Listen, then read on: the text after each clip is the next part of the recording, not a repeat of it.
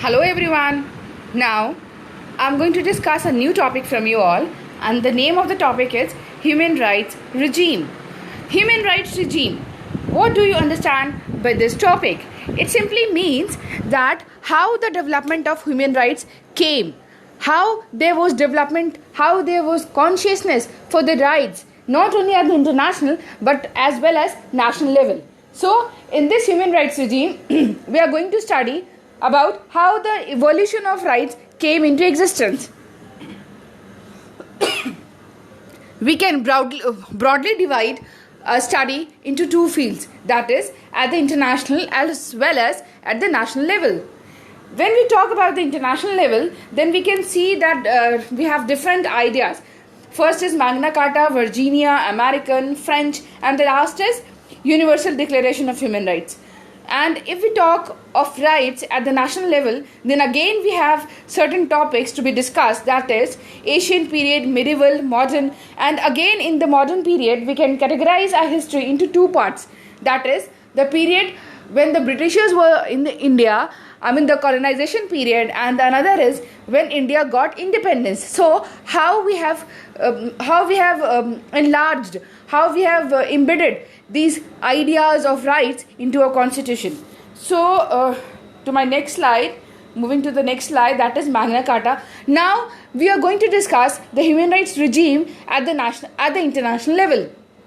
As I told you earlier, human rights regime का सिर्फ यही मतलब होता है कि कैसे consciousness of the rights evolved with time और कैसे उसका development हुआ with time, कैसे emerge हुआ, कैसे राइट्स को अथॉरिटी से मांगा गया. यही रिजीम का मतलब है, डेवलपमेंट, एवोल्यूशन एंड उसका इम्प्लीकेशन कैसे कैसे टाइम के साथ हुआ.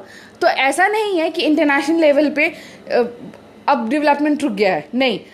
इन दिस स्लाइड और under this topic we are going to study कि उसका बिगिनिंग कैसे हुआ, उसका एलैबोरेशन कैसे हुआ, डेवलपमेंट कैसे हुआ.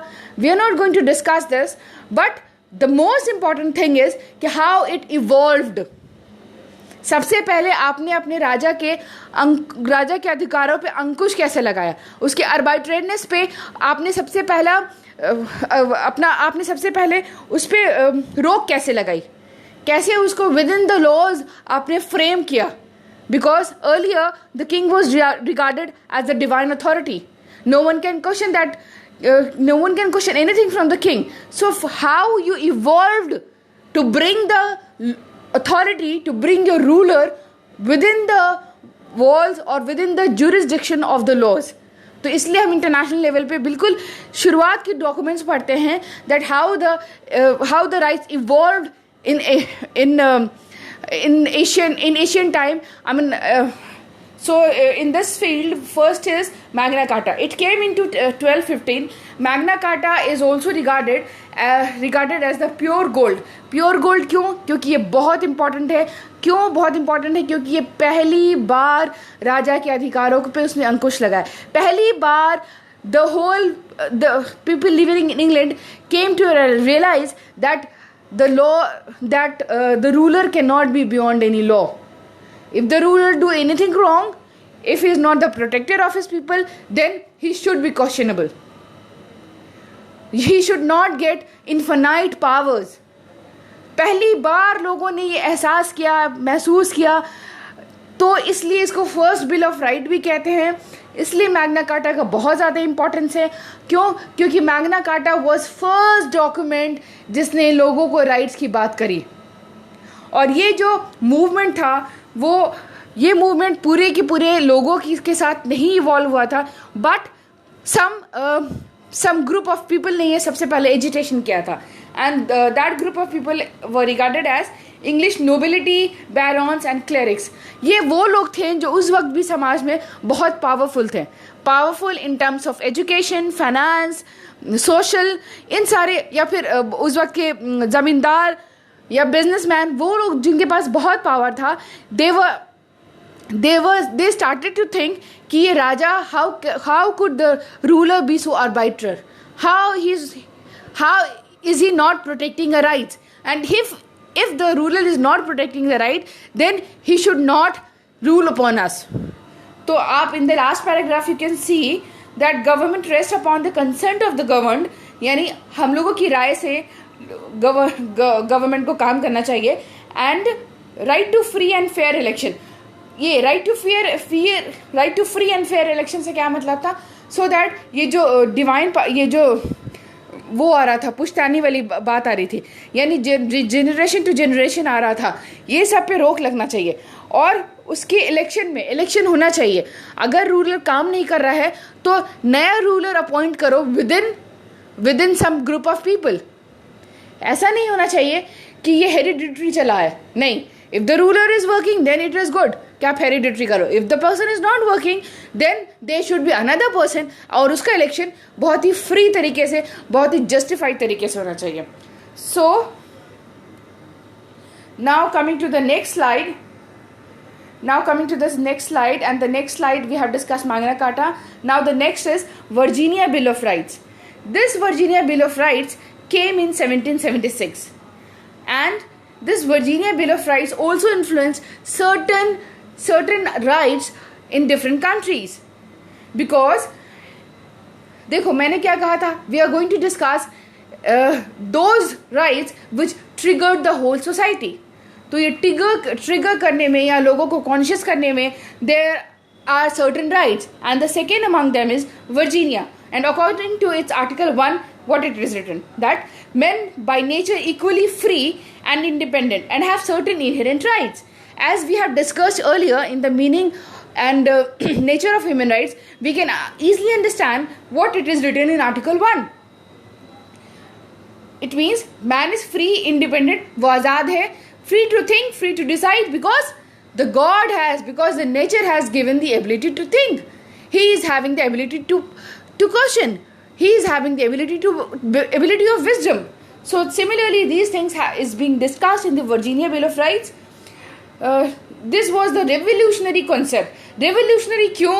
क्योंकि पहले क्या, at that moment of time क्या समझा जा रहा था कि जो अथॉरिटी है, जो रूलर है, आपका जो किंग है, he is having the divine authority. God has appointed that leader upon you, and so the leader can do whatever he wants to, and he is not at all questionable by his citizens. Only he will be questionable by the God. The God is going to look upon his good and bad things. Nahin. These rights, these documents, and the philosophers of that time started this new revolutionary idea into the society, that if your ruler is not working, then the ruler should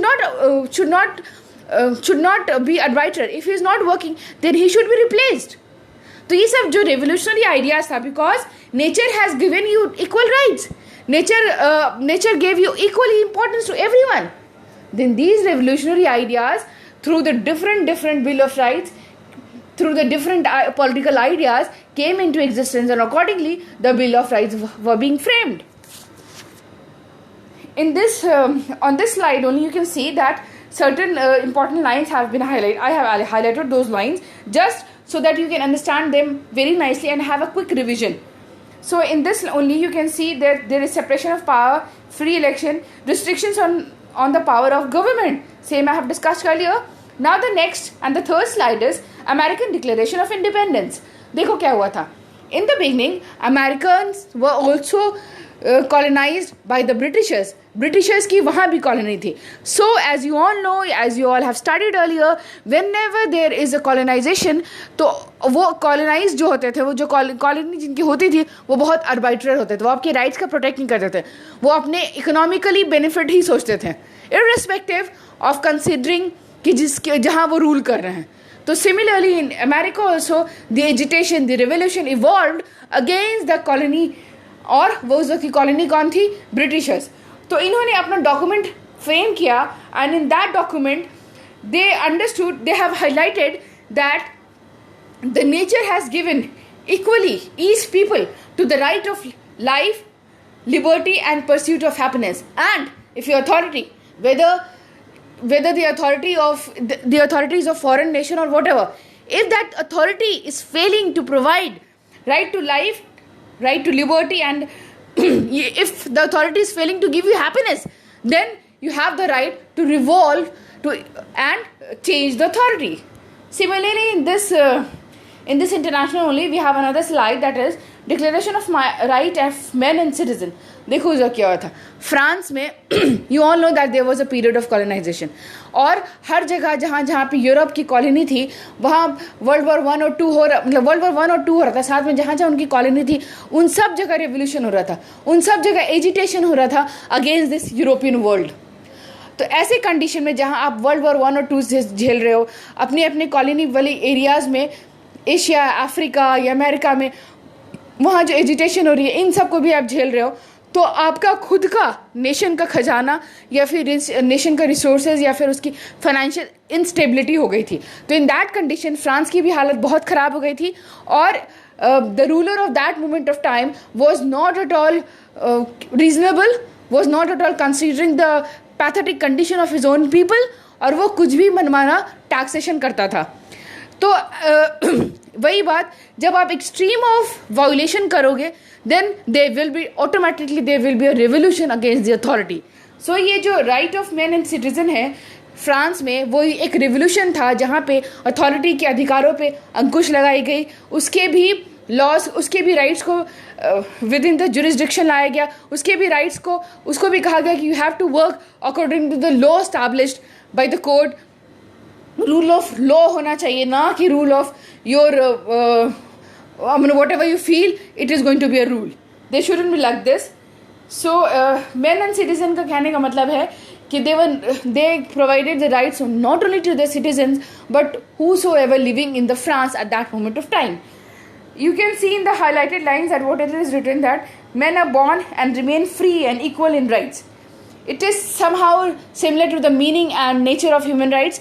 So if you have not gone through the meaning and nature of human rights, you can study, you can know about it through my YouTube channel only, because earlier I have uploaded a video based upon the meaning and nature of human rights. So it will be very easy for you to understand whatever written in the highlighted lines. देखो highlighted लिखने का भी ये मतलब है, because highlighted, what does it mean? That these lines are very very important. But although these lines are very very important, I'm not discussing in detail, because these lines have been already discussed in detail under the meaning when we were discussing the meaning and nature of human rights. So if you have not gone through that, I suggest please go through those videos. Now the last in this is Universal Declaration of Human Rights 1948. देखो what happened, these whatever we have discussed earlier, it is all about the different nations, different important nations of the world, and this is all about how the development came. I mean, in the beginning, how the development, how the urgency for the right came in those world. But this Universal Declaration of Human Rights 1948, it was drafted by the United Nations after the World War II, and how human rights protected, uplifted, the concept of human rights is being discussed in this on this slide. You can see that basic idea of human rights is like they are endowed by the similarly the same thing UDH also saying that human beings have the ability to reason and the ability of consciousness, so they should be given certain rights.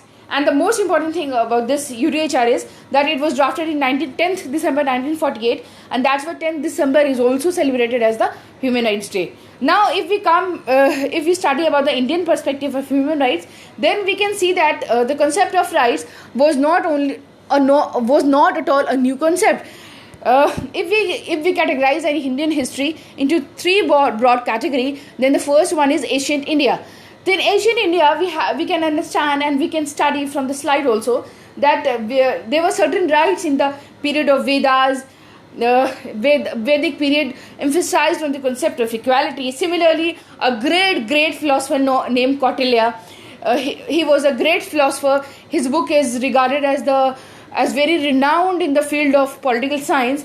His book named Arthashastra, and in that book also he emphasized upon the welfare of the society, that the society can only be in a better way if the people living in the society also become better. Similarly, in the Manu also, these methodological concept also emphasized on the concept of rights. I mean, these cultures also highlighted the importance of rights. they talk about the civil, legal and some economical rights. Similarly, Jainism and Buddhism also supported the ideas of fraternity, yani brotherhood ka idea, equality, liberty ka idea. Similarly, the great king Ashoka, as you all know, Ashoka was a great king because he considered that every human being is like his child, and as the father of the child is more conscious and works day and night for the wellness, for the development of his children, similarly king should also work for the betterment of his people. Now, human rights in the medieval period. Medieval period is the period when Mughals came into India, and from the history we know that some of the Mughal emperors were not so much supporter of the rights, but similarly, especially Akbar was a man who supported human rights. I'm not going to use this term human rights because the coining of this word was done after the United Nations or after the UDHR. So Akbar was the king who uplifted the rights, the concept of rights. He emphasized upon the secularism and religious tolerance. And the one more thing I'm going to add in this, that Mughals were very renowned as the builders. They were found of very architectural foundations, and they were the one who built many forts, many gardens. And Taj Mahal was also built by one of the Mughal. Now, if we talk about the human rights regime in the modern India, so in the modern India we categorize the time into two categories. That is, first when the Britishers came to India, and the second after the independence. So when the Britishers came into India, they were not very much conscious for the upliftment of the rights, for the protection and development of the Indians, but they were more conscious for the development of the economic benefits. But some of the good social work they have done, especially in the field of sati, for the abolition of sati pratha and for the abolition of child marriage. They were against these social illness of the society. And now we are going to study human rights enshrined in the Indian Constitution. Indian Constitution the constitution makers were very, very much conscious for the equality, development of each human being. And our preamble, as it is written on the slide, we can see that we tried to give importance to every citizen. That is why preamble stated, we the people of India, यानी हम सब का ये preamble है, irrespective of the caste, religion, language, gender, irrespective of that, we the people of India, यानी equal weightage has been given to all the Indians. And how we are going to make India into like a sovereign, socialist, secular, democratic republic. ये हम India को बनाएंगे, and what we are going to be benefited, what we are going to get from the constitution is justice, liberty, equality and fraternity. Now the next slide, it discusses about the fundamental rights being given in a constitution. Fundamental rights is something which is protected by the laws, protected by the Supreme Court, and fundamental rights generally consist of civil and political rights. So देखो, human rights का concept बहुत बड़ा है. It also includes fundamental rights, it also includes DPSP, it also includes diversion and development and the future development, future ideas, the how we are going to elaborate Article 21, that is right to life, which signifies the right to quality life, right to dignified life. The right to dignified life हो गया या quality life हो गया, उसका खुद का कोई boundary नहीं है. The more you are going to develop, the more you are going to urge, and the more it is going to expand Article 21. तो 21 कहीं ना कहीं Article 21 human rights को ही uplift करता है. Coming back to the slide, human rights include the fundamental rights. You can see on the slides some certain rights are mentioned here. Now we coming to the directive principle of state policy. Although it is not protected by the court of law, but it is the torch bearer. But it is the future guide for the Indian government, that after at the time of independence we were not so much socially and economically fit, so our constitution makers put some rights under the category of directive principle of state policy, and those rights are basically based upon the social and economical rights. So if the India is going to achieve within the time, if India is going to develop, then these rights will be slowly and gradually come into under the category of fundamental rights, and the constitutional maker, the parliament is going to try to assure rights given under the DPSP to its citizen. Similarly, for this, I can take example, just a right to education. It was earlier it was given in the directive principle of state policy. In the beginning we were not that economically fit, तो हमने DPSP के अंदर उसके category में हमने right to education दिया. But slowly जैसे जैसे इंडिया डेवलप हो रहा है, एक हमें गाइड तो दिया ही गया था कि आप कोशिश करिएगा, सरकार, आने वाली फ्यूचर सरकार, कि जो भी हमने DPSP में राइट दिया है, स्लोली ग्रेजुअली जब आप डेवलप करिए, कोशिश करिएगा कि ये सब आप फंडामेंटल राइट्स के थ्रू प्रोटेक्ट करिएगा.